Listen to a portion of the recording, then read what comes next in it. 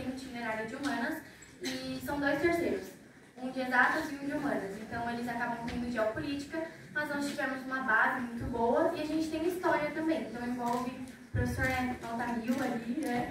Ele envolve um tema ali, outro tema aqui, para a gente realmente não ficar tão sem conteúdo ao decorrer do último ano do ensino médio. E sobre o nosso tema, né, o poder da fala política internacional. O professor inscreveu a gente no projeto e aí as meninas foram lá, né, as espiando, eu acho, elas foram lá e apresentaram, a gente apresentou o projeto para elas de início e a gente desenvolveu o projeto em cima de alguns tópicos, vamos dizer. O professor instruiu a gente, mas como nós estamos no último ano e tem muita prova, a gente acabou que tendo que cada um pesquisou um pouco do trabalho, enfim, a gente desenvolveu separados e a gente se juntava nos intervalos, só a gente, porque às vezes o horário do professor não batia junto com o nosso. Então, praticamente 90% do trabalho o professor deu uma orientada ali, mas a gente que desenvolveu. E agora, oficialmente, né, sobre o nosso projeto. O nosso tema, como eu já disse, torno a dizer novamente, é o poder da fala política internacional. A fala de um líder, ela nunca é apenas uma opinião, ela nunca é neutra. Ao mesmo tempo que ela pode construir diplomacia, buscar cooperação e diálogo, ela também pode gerar conflitos, ameaças e divisões. E nós vemos também, ao decorrer da nossa apresentação, nós vamos analisar alguns líderes políticos e a sua persona. Então, por isso, nós pegamos uma base filosófica para isso, e uma delas é Aristóteles. Aristóteles dizia que a retórica convence através de ethos, pax e logos. E já Platão dizia que a palavra tinha o poder de manipular. E ainda hoje, nós vemos que alguns líderes, eles utilizam-se mais da emoção do que a razão quando vão discursar sobre algo. Na ONU, por exemplo, nós vemos que alguns desses discursos, eles acabam se tornando palcos de disputas.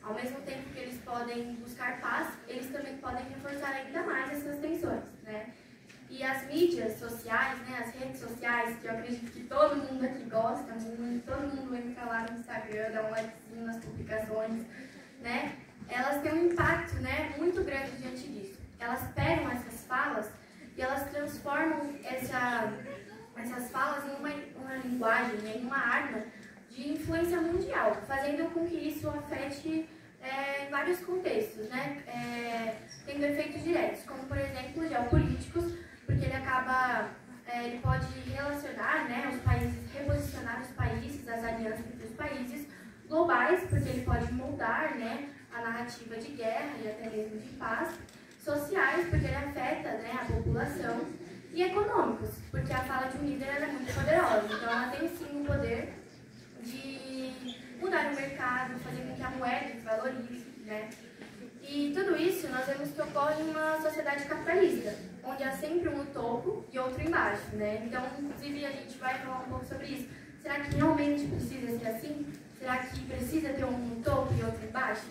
Então, e nós vemos alguns líderes, quando vão discursar sobre algo, eles geram esperanças, como, por exemplo, o Lula. O Lula utiliza-se de um discurso um pouco mais inclusivo, voltado ali ao combate à fome, à desigualdade, à defesa do trabalhador, Por mais que ainda tenham algumas falas que fomentam a polarização no nosso país, ele utiliza de um discurso mais agressivo.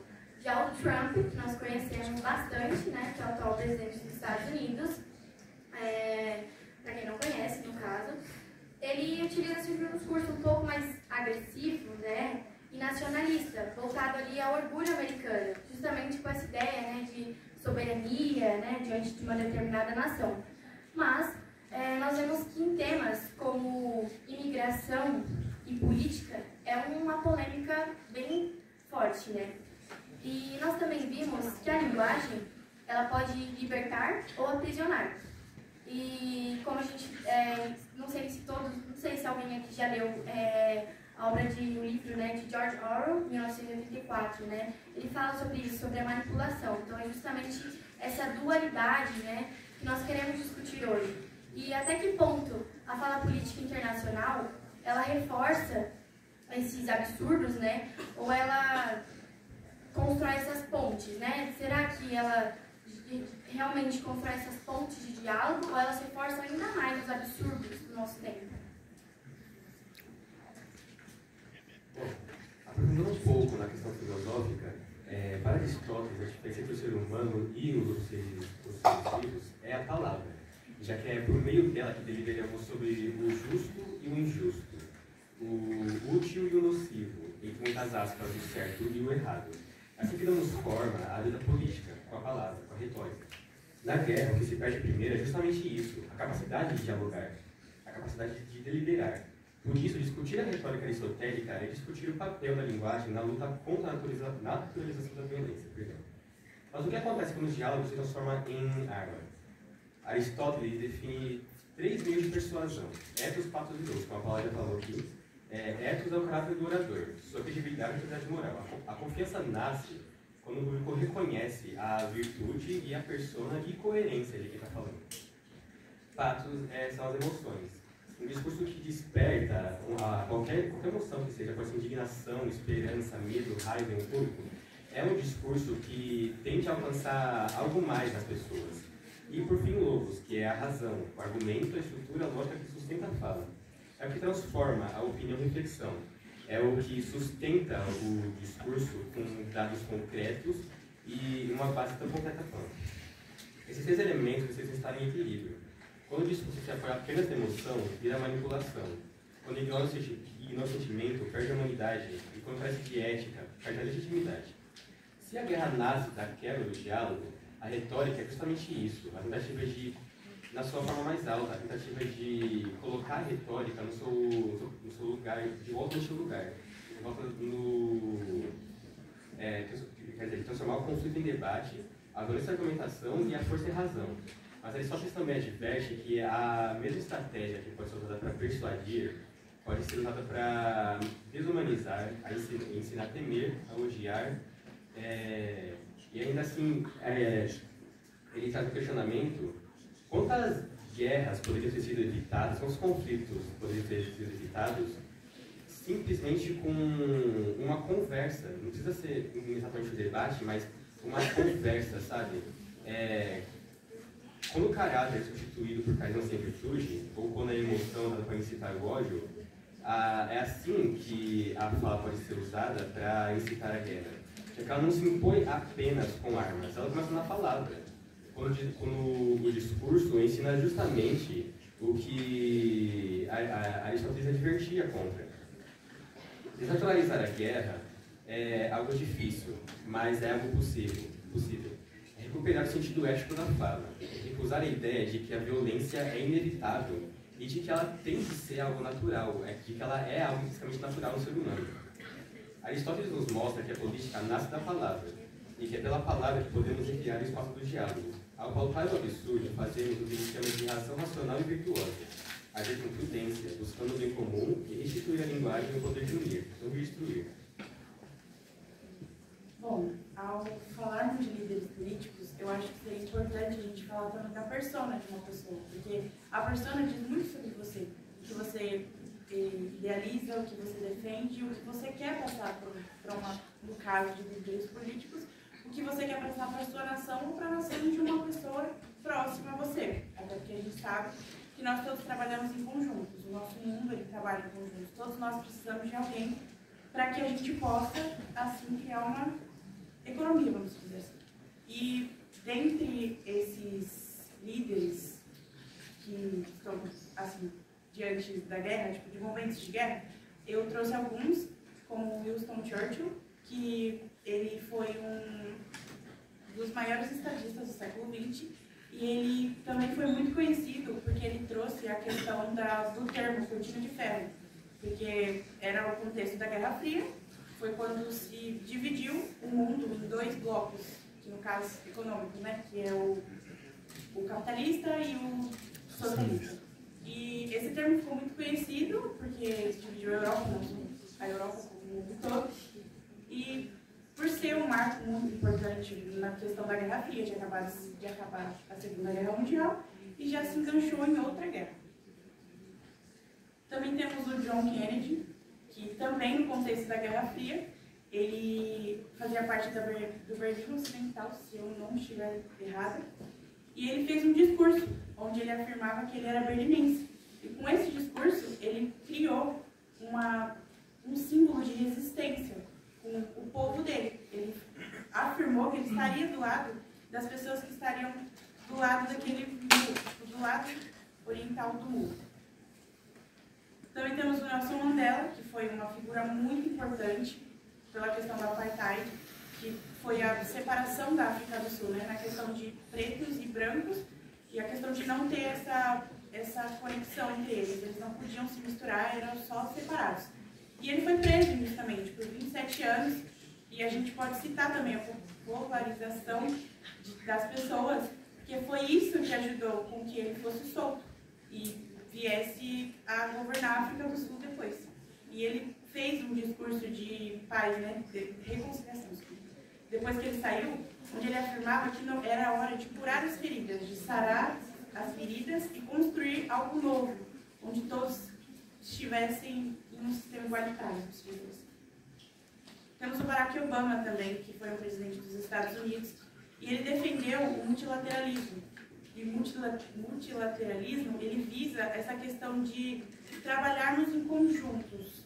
E essa questão de não precisa ter uma pessoa no topo e outra pessoa no chão. A gente pode construir essa coisa de um ajudar o outro, até porque a gente vive num mundo onde um depende do outro. E como a minha colega Paula falou, o Donald Trump também. A gente quis trazer ele porque retrata muito essa questão que a gente está vivendo agora, onde ele usa o seu discurso de uma forma ameaçadora. Ele quer instruir os outros países a agir de forma com que agir de modo que ele queira, para tipo, algo que ele queira, como se ele fosse soberano. E não é essa a questão, porque hoje em dia a gente sabe que todos nós tivemos um avanço tecnológico, não tanto quanto ele, porque é uma potência mundial, isso é fato.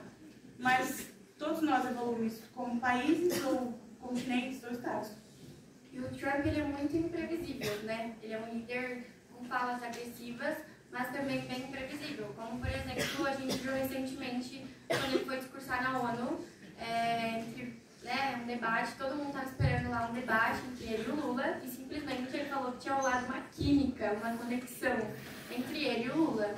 Mas assim, será mesmo que era isso que ele queria dizer? Tipo assim, tinha como posso dizer, uma segunda intenção no discurso dele? Será que ele estava realmente falando dessa conexão? Então assim, né, é justamente isso que quando a gente trata do Trump, e até mesmo de outros líderes políticos, né, a gente tem que analisar se, tipo, através da fala deles, não tem algumas segundas intenções, né? E diante dos grandes conflitos que ocorreram, a gente pode analisar como a fala é a ferramenta mais importante de um líder. Ela pode ser usada como uma ferramenta mediadora, ao mesmo tempo que ela pode gerar uma guerra, até porque a guerra não se dá início no primeiro disparo, ela se dá início na fala, no posicionamento de um líder em uma determinada situação. Então, nós temos que ter um questionamento, temos que ter um pensamento crítico, que o líder ele tem que ter ciência, ele tem que saber como que ele vai se posicionar nessa situação, porque ele também não pode ser neutro, ele tem que assumir um partido, tem que mostrar o seu caráter. Isso fica muito evidente nos grandes conflitos que ocorreram, principalmente durante a Guerra Fria. A Guerra Fria ela foi uma disputa ideológica, então ela não trouxe um conflito armado direto. E fica muito evidente o uso da retórica durante essa época. Os líderes utilizavam da fala como uma forma de exercer poder, de pautar a soberania daquela nação. E isso é algo que permeia até os dias atuais. Assim como foi citado, Trump usa muito disso. Ele usa da emoção, principalmente do patriotismo. Ele evoca esses sentimentos na população. E quanto a desnaturalizar a guerra, a gente tem que ter em mente que a fala ela é de suma importância diante disso. A fala tem que ser usada, ela deve ser usada para acabar com isso. E a guerra ela não é algo natural do ser humano. A guerra ela se trata de consequências dessas ações. E muitas vezes ela deixa sequelas que são irreparáveis. Nações inteiras podem ser dizimadas diante disso. Então, deve-se ter esse pensamento crítico e deve-se questionar como um líder deve se portar em determinada situação. Os discursos de líderes como John Kennedy, Barack Obama, Nelson Mandela, não se limitam apenas em palavras. Elas geram efeitos concretos em diferentes dimensões. No meio geopolítico, Kennedy, em plena Guerra Fria, reforçou alianças ocidentais, endurecendo a oposição à União Soviética. Obama buscou uma maior cooperação internacional, reconstruindo a imagem dos Estados Unidos após crises militares e econômicas. Já Mandela, ao assumir a liderança de uma África do Sul pós-apartheid, projetou o país como exemplo de reconciliação, diplomacia e reintegração ao cenário internacional. No âmbito social, Kennedy mobilizou a população com um forte apelo de patriotismo em um contexto de rivalidade global. Obama inspirou com mensagens de esperança a inclusão, ampliando o engajamento social e político. Mandela uniu uma sociedade profundamente dividida pelo racismo, promovendo reconciliação e identidade nacional em torno da democracia. No meio econômico, Kennedy fortaleceu confianças com grandes projetos como a corrida espacial. Obama buscou estimular o comércio global e reduzir sanções por meio do diálogo. Mandela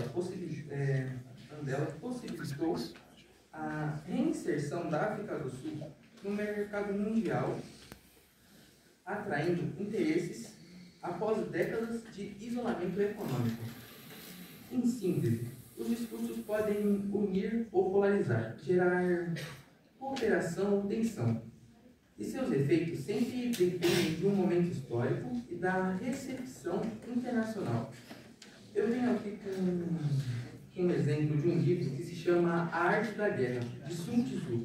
Ele tem uma tese de que muitas das guerras se geram devido à falta de informação.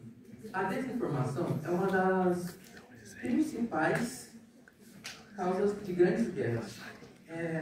No livro A Arte da Guerra, de Sun Tzu, ele tem um código da água que vem com uma ideia de que ela pode se parecer tranquila e calma, mas ela pode ganhar grandes formas, pode mover montanhas ou até mesmo atravessá-las. Como foi dito anteriormente pela Paula, essa fala do Donald Trump, dizendo que o Lula e ele tinham, de certo, uma química, ele quis tirar aquela ideia de ele ser uma pessoa agressiva, com ideias imponentes, trazendo algo mais calmo. Mas qual seria como que eu posso dizer? A intenção dele? Por que ele falou isso? Tem um segundo plano por trás?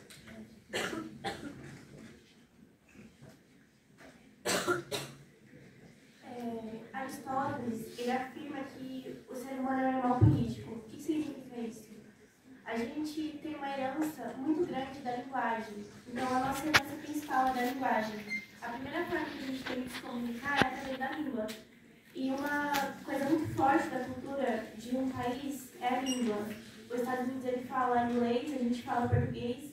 E isso traz também uma herança para a gente de um genocídio que teve em 1500, que a nossa língua, na verdade, deveria ser o tupi-guarani, só que por nossa colonização, a nossa língua é a língua portuguesa.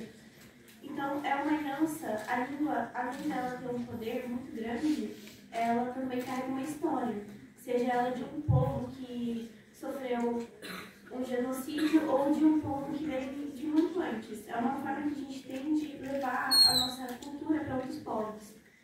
E é justamente por isso que a gente chega à nossa questão central. Como fala de líderes impacta a sociedade? Sem um líder, a gente não tem um ponto a seguir. Então, sem um líder, uma sociedade não consegue se posicionar diante a outras coisas. Quando o líder fala, as palavras não são apenas ideias lançadas ao vento, elas são instrumentos de poder. Então, quando eu uso a fala, eu estou aqui na frente usando a minha fala, e para vocês ouvirem, para ouvir o que a gente tem para falar. Todo mundo usa a fala, mas não só a fala, é a linguagem. A língua de sinais ela também é usada, então a gente pode dizer que a língua carrega muita história. Ela não é só uma fala, ela também é uma ação. O verbo, quando a gente aprende a língua portuguesa desde criança, o verbo é uma ação. E quando a gente vai falar de verbo, ele vem junto com a linguagem. Quando, ao longo da apresentação, a gente viu como esse impacto se desdobra em diferentes dimensões. No contexto histórico das guerras, percebemos como os discursos foram capazes de mobilizar multidões e sustentar projetos políticos inteiros. Então, como a Cleusi disse, o Nelson Mandela mobilizou muitas pessoas. O Nelson Mandela mobilizou muitas pessoas a seguir a sua ideologia principal. Então, através do seu discurso, né? Ela quis dizer que um discurso ele tem um poder muito grande. Como, por exemplo, ele deu a fala dele, né? Quando ele precisou, ele fez um discurso. A população, vamos dizer, Apoiou. Isso, apoiou ele. Tipo, as ideologias fluíssem juntos, porque eles concordavam com o mesmo ideal. Isso, e aí quando ele precisou da população, a população foi junto com ele, né? Quando ele ficou ali 27 anos preso, a população achou, obviamente, né? Nas pesquisas a gente vê que isso foi injusto, mas assim, quando ele precisou, ele fez um discurso, e o que tomou, qual foi o poder do discurso? Quando ele precisou, a população esteve ali, né, junto com ele. E fazendo um adendo ali à fala da Yasmin, antes dela finalizar, aproveitando já, qual será que, né, o que nós, como sociedade, eu, os meus colegas, os meus professores, cada um aqui de vocês, qual que é o nosso papel como sociedade, né? Então, tipo assim, cabe a gente refletir mesmo. O que a gente tem que fazer para que as falas, diante de uma fala de um líder, né? Então, só fazendo esse adendo ali mesmo, para ficar essa reflexão pra gente. Fazendo mais um adendo sobre Nelson Mandela, como a fala dele impactou muitas pessoas. Imaginem como se isso acontecesse agora, na era tecnológica. Se naquela época, sem redes sociais, sem meios de distribuição de informações em massa, já repercutiu por muitas pessoas, que dimensão poderia tomar agora, no século XXI, a era da tecnologia? Finalizando aqui, então, na construção da persona política, entendemos que a imagem de um líder é moldada tanto pelas suas ações quanto pela sua retórica. E por fim, a gente observa os impactos sociais, né? A fala ela pode fazer muros ou pontes, ela pode levar a intrigas ou até mesmo fazer a paz entre os países ou até mesmo entre grupos e povos. Portanto, a gente pode concluir que a fala de líderes impacta a sociedade porque ela molda as realidades. Uma coisa que foi dita em 1950, ela pode estar fazendo efeito até agora. Então a gente tem que fazer essa linha do tempo e conciliar essas coisas. Porque quando um povo esquece a sua história, ela pode se repetir. Então quando a gente fala sobre, quando alguém vem aqui na frente e fala sobre a Palestina ou a guerra da Ucrânia, essas coisas que são acontecimentos históricos, elas estão aqui para contar uma história, para a gente não esquecer. No nosso povo, ele não repetiu um episódio que já aconteceu. A humanidade ela vive em constante aprendizado, mas é muito importante, principalmente, a gente falar sobre isso. Então, a importância de a gente estar aqui na frente e falar, refletir sobre esses assuntos é de extrema importância, porque aí a gente consegue não repetir um momento que foi tão triste para um povo ou para uma etnia. E para encerrar, vou deixar aqui uma reflexão que sintetiza essa ideia. É preciso reivindicar o valor da palavra, poderosa ferramenta que pode mudar nosso mundo, mesmo nesta época de satélites e computadores. Obrigada.